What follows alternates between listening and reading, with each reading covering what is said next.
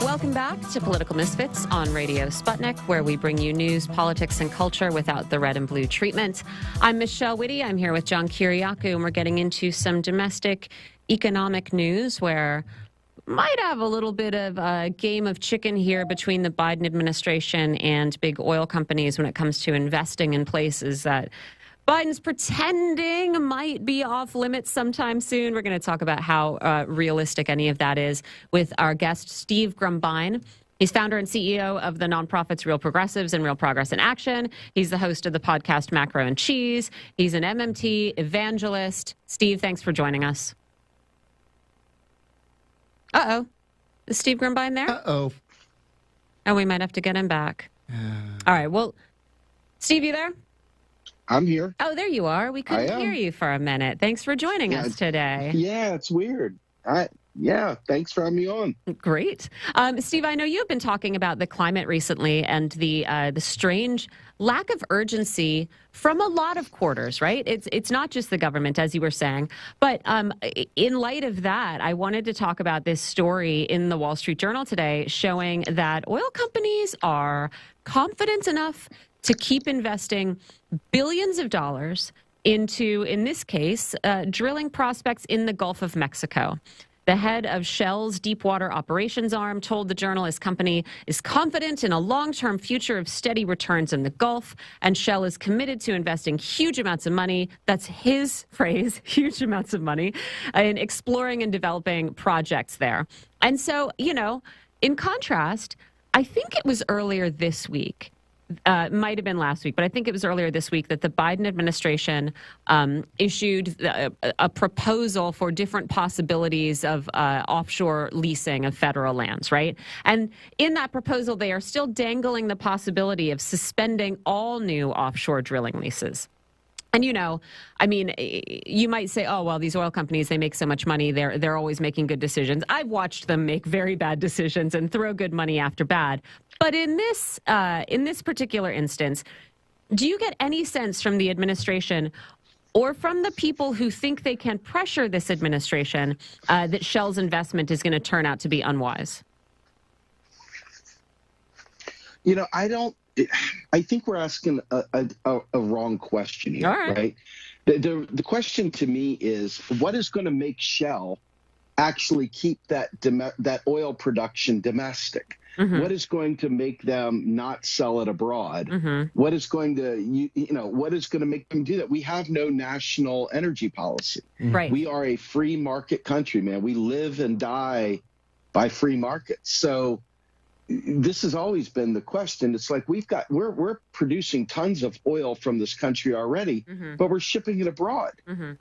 And fundamentally, it's like if you have masks during a pandemic and you're wondering why we don't have enough masks, but yet you find out that you're exporting them abroad, there's something fundamentally wrong there, right? I mean, this is one of the aspects of good trade policy is make sure you make enough for your own people, and then the stuff that's left over, use that as a means of trading. Mm-hmm. Instead, what we've done is we've eliminated our ability to produce and maintain our own domestic supply, and we're hoping and praying that the free market will supply it for us. Mm-hmm. So to me, I think this is a fundamental issue of, how do we construct an energy policy that ensures, because the whole point of pumping, the whole point of drilling is to quote unquote offset the price, okay, right. to bring the prices down. Right.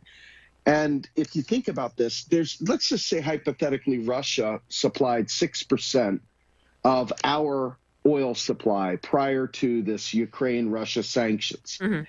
There's a 6% production that we're missing. Who comes in and swoops in and says, hey, we can provide that? Saudi Arabia. Mm-hmm. So Saudi Arabia is really, in effect, taken just that 6% and said, we're the monopoly creator, we're the monopoly producer of this, and we'll set the price for that 6% however we want. And that is what's driving up the costs. Mm-hmm. Until you can offset that and guarantee that oil will be produced here and used locally, I don't know that you can guarantee, because a lot of these prices, you realize they do these things like a year in advance. Mm-hmm. I mean, they're making these agreements a year in advance. The price at the pump, that's a different story. That's a combination of taxes and other fines, fees, and penalties for the local, and then add in the actual cost. So I think that there's a little bit of do something. Okay, well, we'll open up the Gulf for them to drill more. But what's guaranteeing it? I see no guarantees there. I just see nothing but climate disaster. I don't know how you can be complaining that we don't have a national energy policy when Joe Biden was on Twitter just the other day telling oil companies to lower their prices and do it now. And so, I mean, I don't know what more you want from him. He's out there tweeting. Sometimes he says it, directly into a microphone. He's probably pretty soon he's going to actually wag his finger. And so, what do people want? I'm just curious, did he get through the whole sentence without stuttering? I mean, my goodness, the dude is just absolutely... He's really... a walking caricature. He is a shambles. He is a shambles. And, in the meantime, I mean, again, this is just a bunch of stuff on Shell, but it just kept coming up. Shell is predicting today that its profits from oil refining will likely have tripled in the second quarter. This is to $28 a barrel, up from just over $10 in January and March. Shell has already reported a record $9.1 billion profits for its first quarter. The next is likely to be $10.8 billion, which is more than 6 times the profit from the same period last year. And so, there is no reason for them to stop investing, right? There's no reason for them to stop investing in these short-term profits because they are enormous, and all we have is the Biden administration, finger wagging. And it is sort of, it's not surprising, but it is somehow, I guess, emblematic that you can simultaneously have companies like Shell very happily and very publicly profiting hand over fist. I mean, none of this is hidden. And at the same time, we have this price crisis that is really affecting, it is affecting the lives of Americans, especially people who don't have, that much elasticity in their household budgets. Clearly, it is a political problem for this government. And they keep going, well, what could we possibly do about it other than ask? And it's just pretty remarkable to watch because it shows the limitations we have imposed on ourselves and the submissive position we have put ourselves in when it comes to profit in the United States. Yeah, I mean, welcome to capitalism, and more importantly, welcome to laissez-faire neoliberal, capitalism. This is it in a nutshell. I mean, for real, this literally is a case study in what's wrong with it. It almost jumps right off the page, right? It does. And yet, the suggestions that are being, more than one person has now said on this show, Nixon put a price cap on, you could do things. You could do things other than release oil from the strategic reserves and pretend that somehow, starting more drilling projects now is going to have any kind of immediate implication. There are other things that could be done, but we cannot imagine them in the sort of political farmhouse that we inhabit. Absolutely. I mean, just think about this. We subsidize oil production around the world, but there's tons and tons and tons of oil subsidies. Okay, if for some reason, and I don't endorse this, by the way, what I'm about to say is not an endorsement of this approach. In fact, I would be very angry if they did this. But if they wanted to, they could seriously subsidize and say, we want to make sure that the American people pay no more than $2 a gallon and we'll cover the rest. Right. And they could offset that. We would never know it. Obviously, that would blow the lid off of the idea that, taxes not funding spending would become really, really evident quickly if they did that. So that would stop the ruse for a bit. But yes, I mean, there's a million things they could do. But I think the most important one, which is not going to be touched, unfortunately, is having a coherent energy policy that prevents this from ever happening to begin with. One of the keys to even developing nations, aside from food sovereignty, is energy sovereignty. These are two things that can literally keep you enslaved to whoever owns whatever. You're completely and utterly dependent on them. And countries that free themselves up from the bondage of dependency on foreign foreign debt, foreign, oil, et cetera, foreign food, people that can produce their own food, produce their own industrial products, and produce their own energy. I mean, they have a lot more flexibility to really address the problems within their nation, which is unfathomable to the United States, who is hell-bent on ensuring that corporations rule us as opposed to the elected representatives we put in office. Mm-hmm. Yeah, and what we are seeing is simply the natural result of that, not an aberration, not a bug. The other That's right. This is a... Go on. No, this is it. No, that was it. Yeah. The other thing I wanted to talk to you about, Steve, is, we got the new jobless claims today. This is not something we watch as feverishly as we did during the pandemic, but new jobless claims were up very slightly last week. And so, maybe this is good news for the Federal Reserve, because after all, we've had Larry Summers advocating for a jobless rate of over 5%. That's what we need to calm inflation. So maybe we should all be cheering. They're doing it. We have all signs right now pointing to another 0.75 rate increase next month. And I wanted to just ask you, what are you seeing that people are experiencing already as a result of the choice to make these interventions and not others? And what should we expect to happen next month? Are we going to see unemployment start to tick up? And see, celebrations of that, or sort of slightly veiled celebrations of that in economic journals like the Wall Street Journal?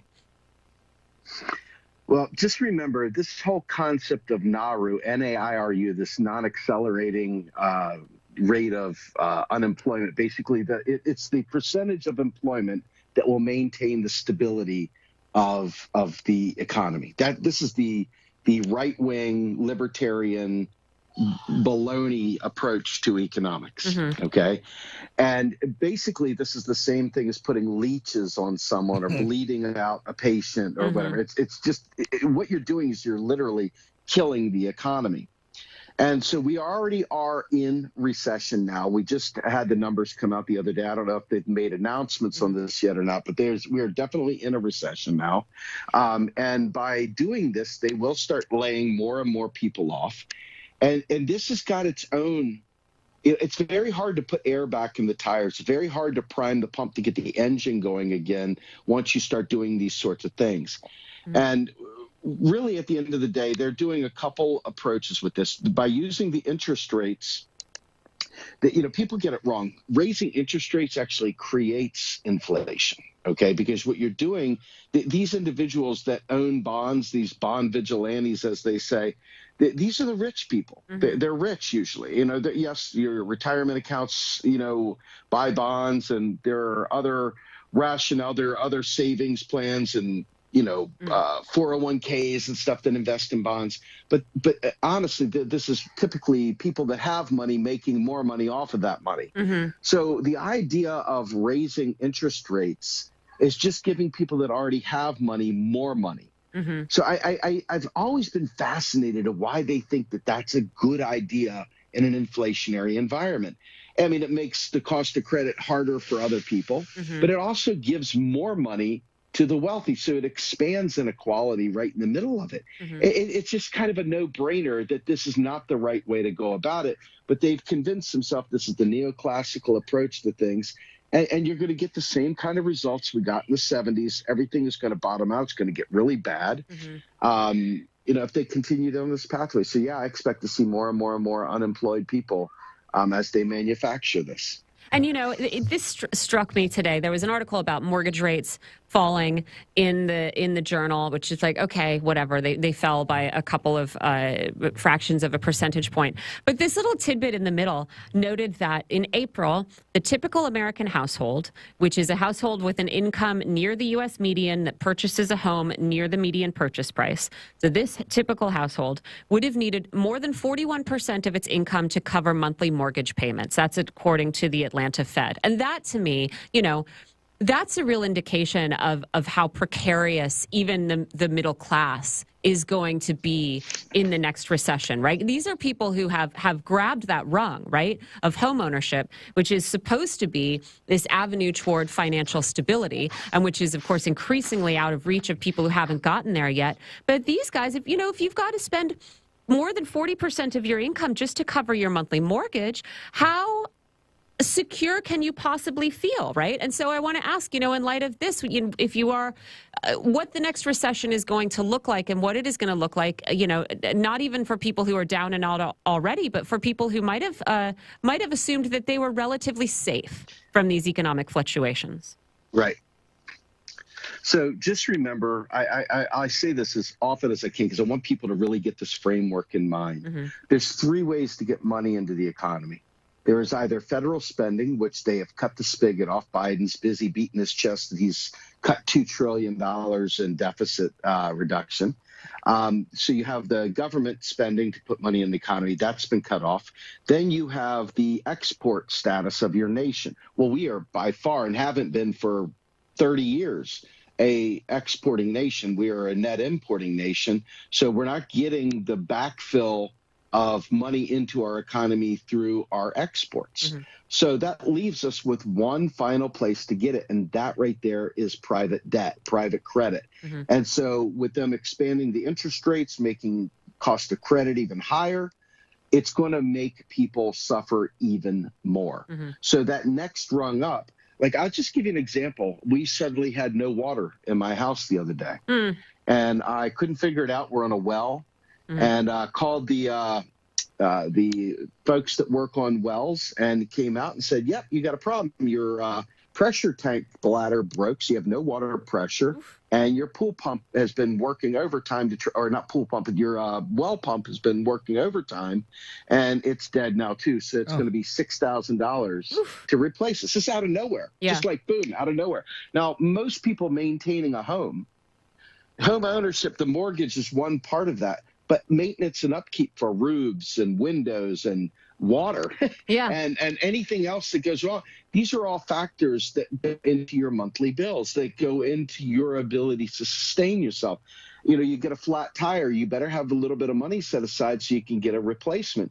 Well, what happens when you start eating into people's reserve funds that take care of those very, very necessary maintenance and upkeep things that keep you out of the really, really high, expensive repairs? Right? Yeah. Like if you don't fix your roof, you got a small leak, all of a sudden you now have to replace the ceiling in your kitchen and, any number of things, right? Maybe your electric even gets screwed. So there's a lot of dominoes that fall through this that maybe don't seem as apparent right up front.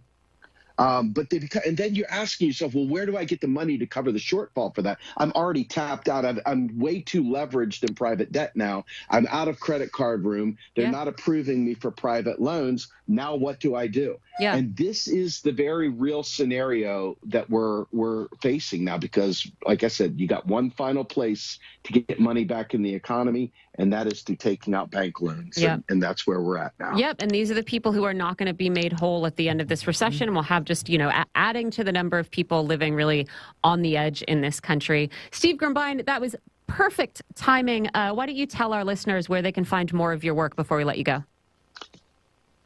Absolutely. Come to realprogressives.org on our website and go to our media channel, and you can find all of the stuff I do with Rogue Scholar, Monday, Wednesday, Friday noons on our Real Progress in Action YouTube channel. Mm-hmm. And you can also find my podcast, Macro and Cheese, that goes out every Saturday morning at 8 a.m. It's on literally every single podcasting platform from Spotify to SoundCloud. All right, that's all we got, Steve. That was Steve Grumbine. You can find him all over the place. You're listening to Political Misfits on Radio Sputnik. We're live in D.C. We'll be right back.